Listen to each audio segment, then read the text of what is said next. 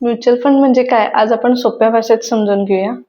Mutual fund मध्ये अनेक लोकांचे पैसे एकत्र येऊन ते पैसे आपण शेअर मार्केट किंवा बॉन्ड्स मध्ये गुंतवले जातात. हे गुंतवण्यासाठी आपल्याला फंड मॅनेजर जो असतो तो मार्केटचा खूप अनुभवी असतो. ते आपल्याला पैसे कुठे गुंतवायचे हे ठरवत असतात. म्युच्युअल फंड मध्ये मेजर प्रकार असतात: equity, debt, hybrid funds. Equity mutual funds म्हणजे काय, तर आपण एखादी मोठ्या गुंतवणुकीचा मोठा भाग वेगवेगळ्या कंपन्यांमध्ये गुंतवला जातो. त्यामध्ये थोडीशी रिस्क असते, पण रिटर्न्स पण आपल्याला जास्त मिळतात. जेव्हा मार्केट डाऊन असते तेव्हा आपली थोडीशी अमाऊंट कमी जास्त होत असते, हीच फक्त रिस्क असते. इक्विटीमध्ये आपल्याला रिटर्न्स जास्त मिळतात, म्हणून आपल्याला लार्ज कॅपमध्ये, मिड कॅपमध्ये किंवा स्मॉल कॅपमध्ये इन्व्हेस्ट केले जातात.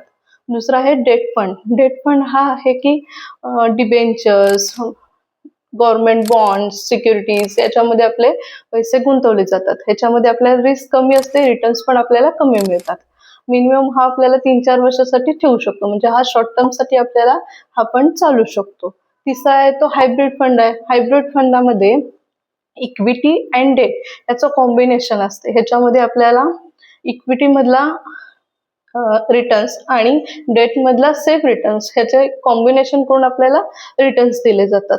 हा मध्यम रिटर्न्स मिळतात आणि मध्यम रिस्क असते ह्याच्यामध्ये. त्यामुळे आपण हायब्रिड फंड सजेस्ट करू शकतो. हायब्रिड फंडलाच बॅलन्स फंड असंही म्हणतात.